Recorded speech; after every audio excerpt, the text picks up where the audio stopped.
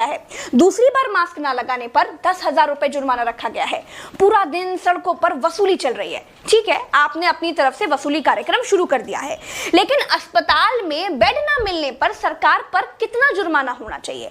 Ventilator ना मिलने पर सरकार पर कितना जुर्माना होना चाहिए?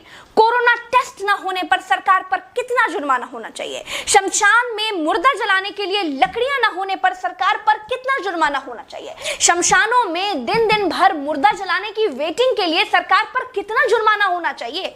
जितने मंत्री और ये मुख्यमंत्रियों ने बंगाल से कोरोना लाकर फैलाया है, उन पर कितना जुर्माना होना चाहिए? बंगाल में बिना मास्क महीने भर से घूम रहे नेताओं पर पर डे के हिसाब से कितना जुर्माना होना चाहिए? क्या सरकारों की कोई जवाबदेही बची है देश में? क्या सरकारों से सवाल पूछने वाला बचा है कोई देश में? क्या कोई पूछ सकता है कि 1 साल से देश कोरोना महामारी झेल रहा है, आपने पूरे देश में कितने नए हॉस्पिटल बनाए हैं? अगर नहीं बनाए तो क्यों नहीं बनाए हैं? क्या कोरोना आपदा में घिरे देश को 1000 करोड़ के नए संसद भवन की जरूरत थी? क्या देश को 300 करोड़ के नए बीजेपी दफ्तर की जरूरत थी?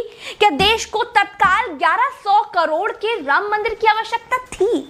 मंदिर के लिए चंदा मांगा जा सकता है तो हॉस्पिटल बनाने के लिए भी सरकार चंदा मांग सकती थी, लेकिन अस्पताल बनाने की नियत नहीं थी। मूर्ति बनाने की नियत थी तो बना दी। सरकारों ने अस्पताल नहीं बनवाए। क्या इस देश की पब्लिक सरकारों पर कोई जुर्माना लगाएगी? क्या कोरोना आपदा में देश को कुंभ सजाने की आवश्यकता थी? क्या देश को कोरोना महामारी के बीच बंगाल चुनाव में रैलियों की आवश्यकता थी? नहीं थी। देश को अस्पतालों की, डॉक्टरों की, कोरोना की दवाइयों की जरूरत थी। कुछ दवाइयां बनाई भी तो वाहवाही के चक्कर में विदेश भेज दी। आधे अधूरे टीकाकरण में देश अभी अटका हुआ है। और ये कैसा टीका बनाया है जिसे लगाने के बाद भी कोरोना हुआ जा रहा है? क्या कोई सवाल पूछेगा? चीन ने कोरोना को फैलाया और पूरी तरह से कंट्रोल कर लिया। अपनी जीडीपी में रिकॉर्ड बढ़ोतरी कर ली। चीन से सब कुछ तो ले ही लिया है, सीख भी ले लो।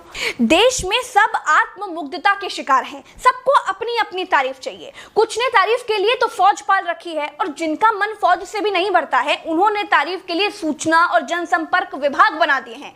गाते रहिएगा ना, जनता का बैंड तो ऑटोमेटिक बज ही रहा है।